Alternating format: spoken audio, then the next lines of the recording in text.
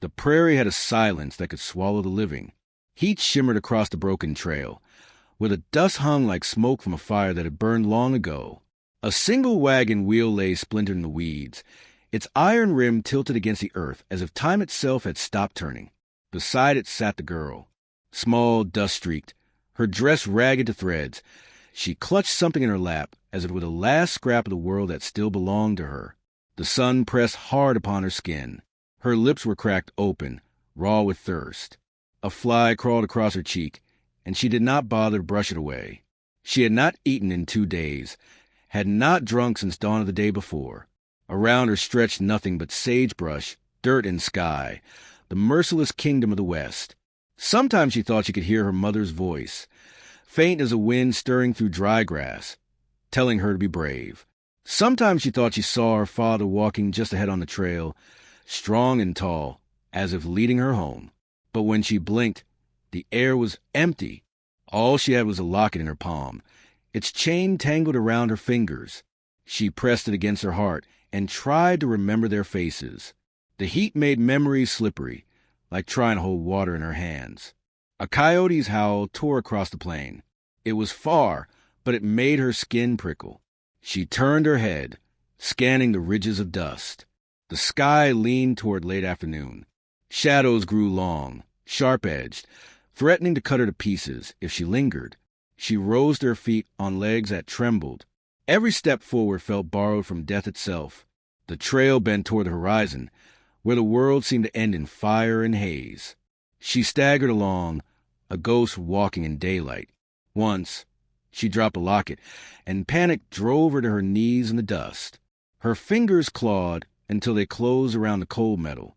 She clutched it like a shield, whispering a promise to herself. She would not leave it behind, not even if she left her bones on this trail. The sound came like a drumbeat against silence. Hoofbeats, steady, heavy, unhurried. She froze. A rider cut across the horizon, horse and man black, against the blaze of the setting sun. He moved with a kind of certainty that only belonged to those who had conquered both land and people. Each stride of his stallion sent a ripple of dust rising. The closer he came, the more she saw, a rifle across his saddle, a revolver at his hip, hat brim shadowing a face carved from stone. He reined in a few paces from her. His horse snorted, breath rolling like smoke. He said nothing at first, only studied her, this small, ragged creature standing defiant in the dying light. His eyes were dark and unreadable, the kind of eyes that had seen too much to be surprised by much of anything. "You lost." His voice was low, gravel dragged across steel. She swallowed, throat too dry to answer. He looked at the broken wheel on the trail, then back to her. Something shifted in his gaze, not softness, not yet, but a flicker, the ghost of memory. "You alone?" he asked. Her lips cracked as she whispered, "Yes." He sat still in the saddle, jaw clenched, like a man weighing gold in his hand. He had no reason to stop. Mercy was not a currency the frontier valued. He could ride on, leave her to the coyotes and the night. No one would blame him. No one would know. But he did not ride on. Instead, he swung down, boots striking earth with a weight that seemed to ground the air around him. Up close, his presence was overwhelming, his shadow stretching long enough to cover her.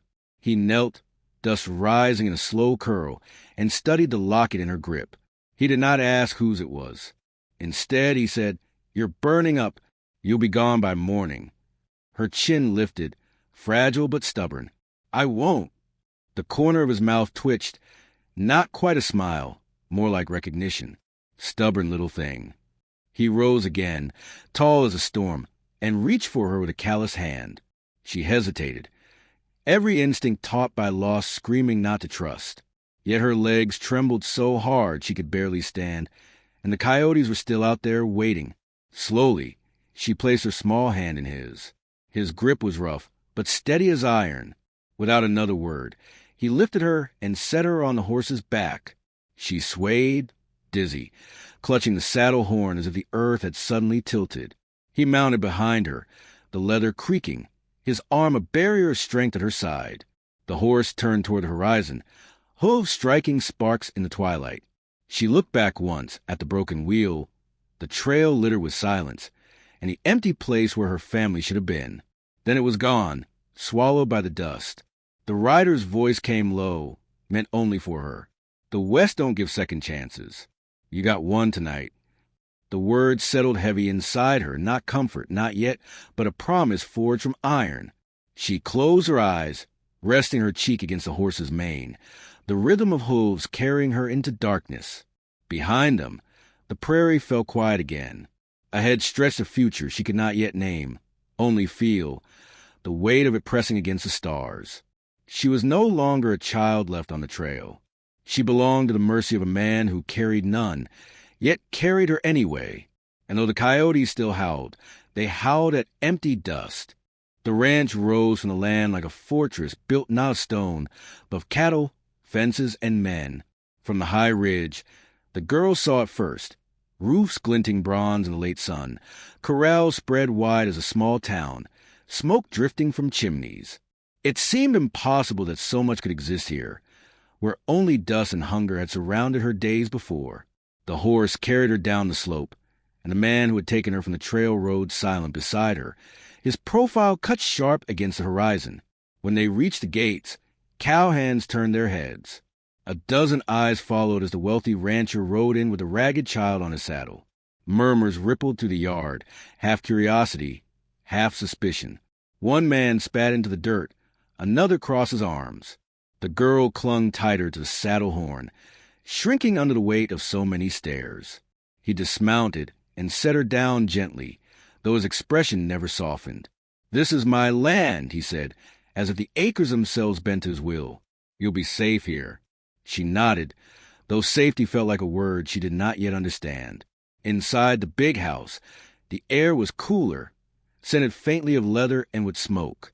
The rooms were wide and quiet, shadows drawn long by oil lamps. On the hearth, a fire burned low. To the girl it felt like stepping into another world, one where silence pressed on the walls, heavy and watchful. A woman appeared from the hallway, gray hair pinned tight, apron spotless. Her eyes landed on the girl and narrowed to suspicion. "What's this?" she asked. The rancher removed his hat, set it on the table. "A guest." The woman's lips tightened. She studied the girl, then said, "Guests don't come barefoot and starved." The girl lowered her eyes, heat rising in her cheeks. "She stays," the rancher said, voice flat and final. The housekeeper's mouth worked as if she had more to say, but years under his roof had taught her when words were wasted. She gave a curt nod and left, her skirts brushing the floorboards like dry leaves. That night the girl lay in a bed too soft, sheets smelling of soap.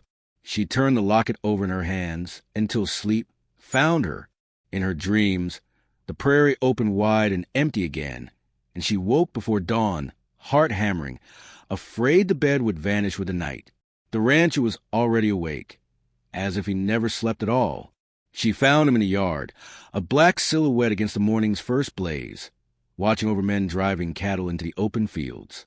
Dust rose in clouds, horses snorted, cowhands shouted. The world of the ranch was alive, buzzing with order and danger. He handed her a tin cup of water. "You'll learn chores soon enough," he said. "No one here is carried for free." She drank greedily, water spilling down her chin, and nodded. Her hands shook, but her eyes met his. She wanted to prove she could be more than a burden. The days that followed stitched themselves into a strange pattern. The housekeeper softened only enough to keep her fed and clothed, muttering under her breath that children brought nothing but trouble. The men in the yard watched her with suspicion, whispering about inheritance, about the rancher losing his edge. Some laughed cruelly, betting she wouldn't last a week. But the rancher treated her with neither indulgence nor dismissal. He gave her small tasks, brushing horses, carrying water, sweeping porches. She threw herself into each one with a silent urgency, as if work alone could earn her a place under his roof. At night, when the sky spread black and full of stars, she sat on the porch steps with him in silence. Sometimes he told stories, of cattle drives swallowed by dust storms, of rivers that had nearly drowned him, of men who came with guns and never walked away. His voice carried the weight of years hardened by violence and loneliness, yet beneath it, She sometimes heard a flicker of something quieter, something he rarely let loose. In those moments, she began to see him not just as the man who had lifted her from the trail, but as someone who carried his own ghosts. His wealth had not freed him from loss. It had chained him differently. Still, shadows gathered. Whispers traveled beyond the ranch. Rivals in the county heard that the richest man in the valley had taken in a child, an orphan no one could place. They wondered if she was kin, if she carried some secret claim, if she might weaken the iron that had kept him untouchable for years. The land was full of men who measured strength and blood, and they smelled weakness like wolves on the wind. The girl felt the shift. At the well, she overheard two hands muttering that the boss had gone soft. At supper, she saw the housekeeper watching the rancher with questions unspoken. Even in the quiet of her room, she felt unease pressing at the walls, as if the ranch itself was holding its breath. One evening, she lingered in the barn after feeding the horses. She traced her fingers over the worn leather of a saddle, listening to the creak of wood in the rafters. The door swung open and the rancher stepped inside, carrying the smell of dust and tobacco. "You listening to the men talk?" he asked. She hesitated, then nodded. "They think I've lost my edge." He looked at her steadily, not unkind. "Maybe I have. Maybe I found something worth losing it for." Her heart stuttered. She clutched the locket at her neck, unsure she was allowed to answer, unsure if he wanted her to. But he was already moving, tightening a strap on the saddle, his jaw set. "Don't let their talk sink into you," he said at last. "This land eats the weak, but you're not weak. You live when you shouldn't have. Don't forget that." The words struck deeper than any kindness she'd been given. She held them close, though they burned like a brand. Outside, the prairie wind rose, carrying with it the scent of storm. The girl stepped into the night, hair whipping across her face, and felt both fear and belonging in her chest. She was no longer abandoned on the trail. She was inside the orbit of a man whose strength was both shield and burden. But she sensed the storm would not spare them. It gathered in the distance, dark and certain, promising that safety here was only borrowed time. And though the house behind her glowed with lamplight, warm against the night, she knew the West would soon demand its price. The nights grew restless on the ranch. Coyotes prowled closer than they should, their cries sharper, bolder, as if something in the land had shifted. The girl sensed it first, lie awake in her narrow bed, listening to hoofbeats that were not always friendly. She rose before dawn, pressing her forehead against the window pane, staring out a horizon that no longer promised peace but danger. The rancher never spoke of fear, yet his men tightened patrols, lanterns swung on fence posts, and rifles leaned against doors. Whispers of rival families carried on the wind. Men who had long resented his wealth and reached now sense an opening. The girl heard them named in low tones around the fire. Men who had rustled cattle, men who had slit throats for less than a herd. She knew the rancher's name was a shield, but shields cracked when struck enough times. In daylight, she worked harder than ever. Her small hands blistered with rope and bucket. Her skin browned under the relentless sun. The rancher taught her how to move among the horses, how to read their moods by the twitch of an ear or the stomp of a hoof. He gave her tasks that seemed minor but were lessons in disguise, how to hold her ground when an animal twice her size tested her will. "It's no different with men," he said one morning, leaning against a corral fence. "You stand firm or they'll run you down." She carried those words into her sleep. She dreamed of storms on the plains, of men with guns riding through firelight, and always she saw herself standing small but unbroken, holding fast while the world shook. Her courage grew quietly. At dawn she practiced with a lasso when no one was watching, fumbling, failing, then trying again until her arms ached. She borrowed the weight of an empty rifle, shouldering it the way she had seen the men do, her face set in stubborn determination.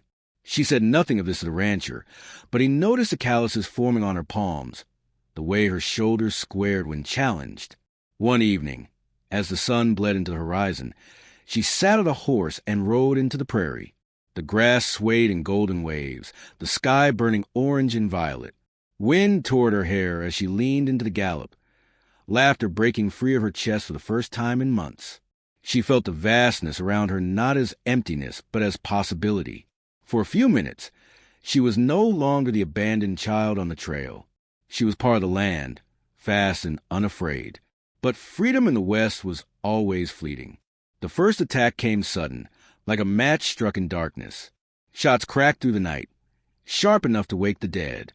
The girl bolted upright in bed, heart hammering, the window flashing with muzzle fire. Shouts tore across the yard, men scrambling, horses screaming. Smoke poured through the night as torches were thrown over fences. She ran barefoot across the floorboards, locket tight in her fist. The rancher's voice cut through the chaos, deep and commanding, rallying his men. He stood in the yard with rifle raised, firelight licking his silhouette. For the first time, she saw him not as the silent guardian who had lifted her from the trail, but as the warlord the county whispered about, forged in violence, immovable. Bullets whined past. A barn door burst into flame, collapsing in a roar. The girl ducked low, hiding in the shadows, her breath sharp with smoke. She wanted to run to him, but her legs rooted in terror. Then she saw one of the raiders, face wrapped in a bandana, creeping toward the rancher's back with pistol raised, her chest seized. Without thought, she dashed to the bell tower by the gate. She climbed the wooden ladder, hands slick with sweat and ash. At the top, she seized a rope and pulled with all her weight.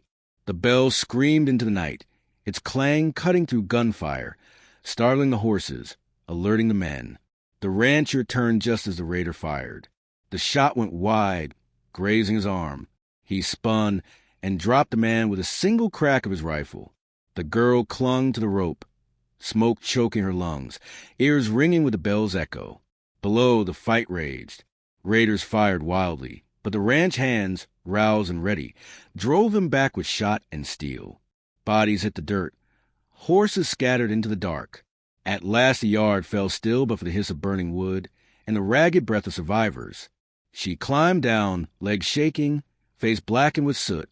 The rancher stood in the middle of the yard, blood streaking his sleeve. His eyes found her in the smoke, and for a moment neither moved. She thought he might scold her, tell her she'd been reckless, that she should have hidden like a child. Instead, he crossed the distance in a stride and gripped her shoulder, firm and unshaking. "You saved me," he said, voice roughened not by surprise but by truth. Her throat tightened.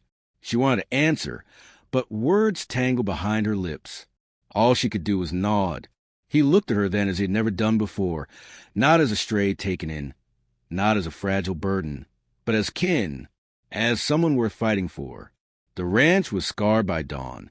The barn smoldered, fences splintered, the ground littered with spent shells and blood. Men moved with exhaustion, patching wounds, dousing embers.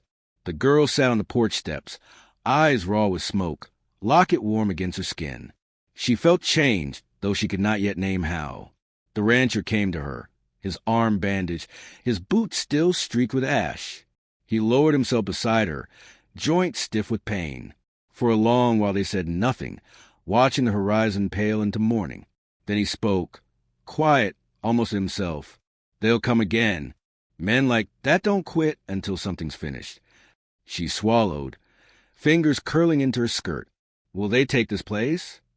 His eyes stayed on the horizon. "Not while I breathe." Then he turned to her, voice heavier. "Not while I breathe will they take you." The words sank deeper than any promise she had ever known. She nodded slowly, the weight of his vow pressing against her chest like a shield. Around them, the ranch creaked and groaned, wounded but unbroken. The girl felt the storm had only begun. She sensed it in the hush between the wind gusts, in the way the men kept their rifles close, in the hardness of the rancher's jaw. The battle was not over.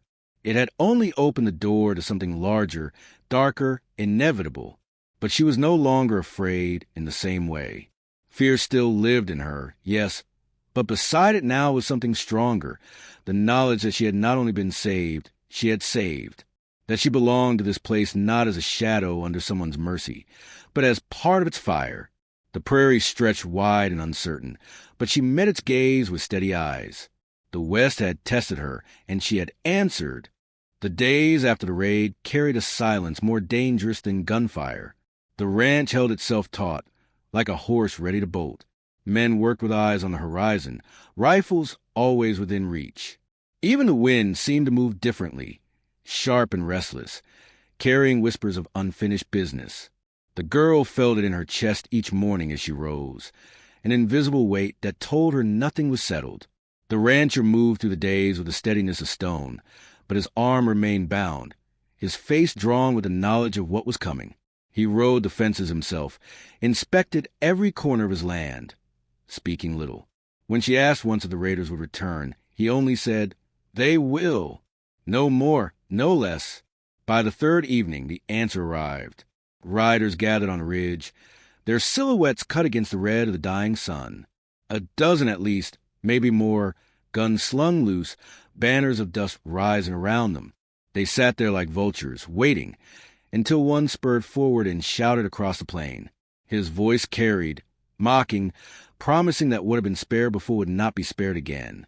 The rancher listened without moving. When the rider finished, he called back only 3 words, "We'll be ready." Then he turned his horse and rode into the yard. The girl watched him from the porch, her fists clenched around the locket. Fear churned in her, but beneath it was a steady flame, born the night she rang the bell. She could not smother it now, even if she wished. She knew she could not stand aside when the storm broke. At dawn, the challenge came. The rival family rode into town square, bold as daylight thieves, calling the rancher out by name. Word spread like wildfire.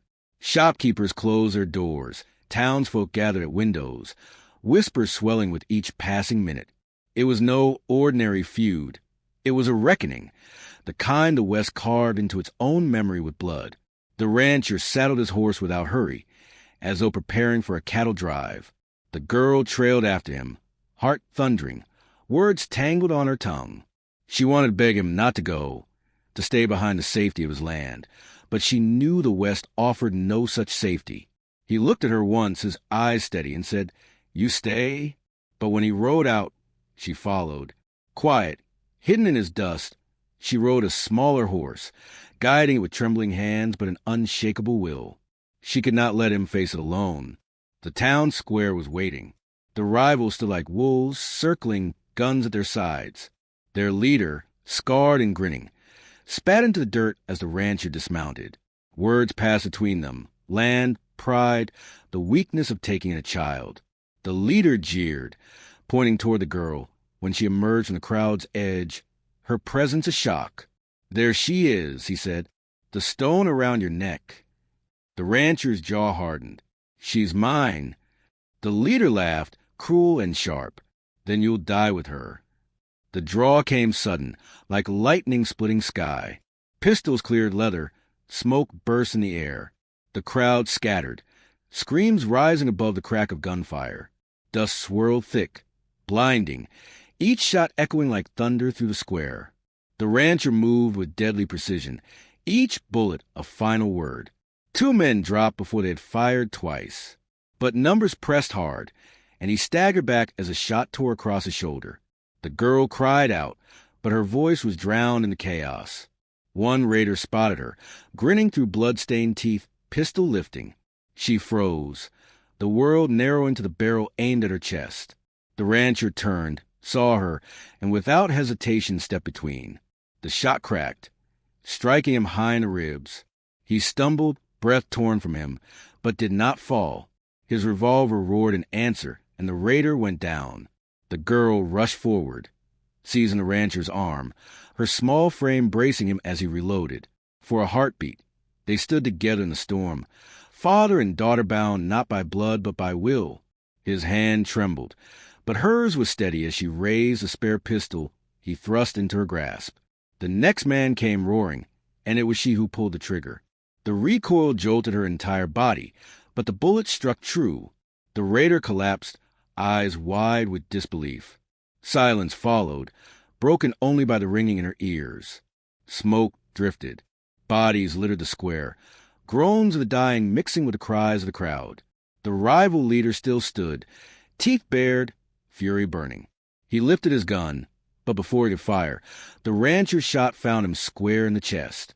The man staggered, fell to his knees, and the dust swallowed him whole. The fight was over. The rivals who remained fled, scattering like shadows at dawn. Townsfolk emerged slowly, their faces pale, eyes wide as they looked upon the rancher and the girl. No one spoke, not at first. Then a murmur grew, spreading like a tide, respect rising where doubt had once festered. The rancher swayed, blood darkening his shirt. The girl held him firm, refusing to let him fall. He looked down at her, eyes clouded with pain yet fierce with pride. "You're no burden," he whispered. "You're mine." Tears burned her eyes, but she kept them steady, as if to prove she was worthy of the vow he had spoken. Together, they stood in the center of the square, surrounded by the silence of victory. By nightfall, they were back at the ranch. The house glowed with lamplight, men moving quietly as they tended wounds and repaired damage. The girl sat beside him on the porch, the horizon painted gold by the sinking sun. His breathing was rough but steady, his arm heavy on the chair's armrest. She leaned against him, locket warm against her chest. The prairie stretched wide and endless, but for the first time she did not fear it.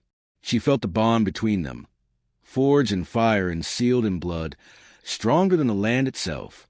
The wind carried the coyotes' cries again, but they sounded different now, like echoes of a past that could no longer touch her. She belonged here, not as an orphan left behind, but as the daughter of the man who had chosen her. The rancher closed his eyes, weary, but a faint smile touched his lips.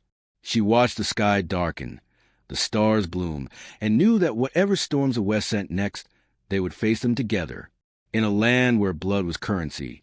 He had given her his name, and in return, she had given him back his soul.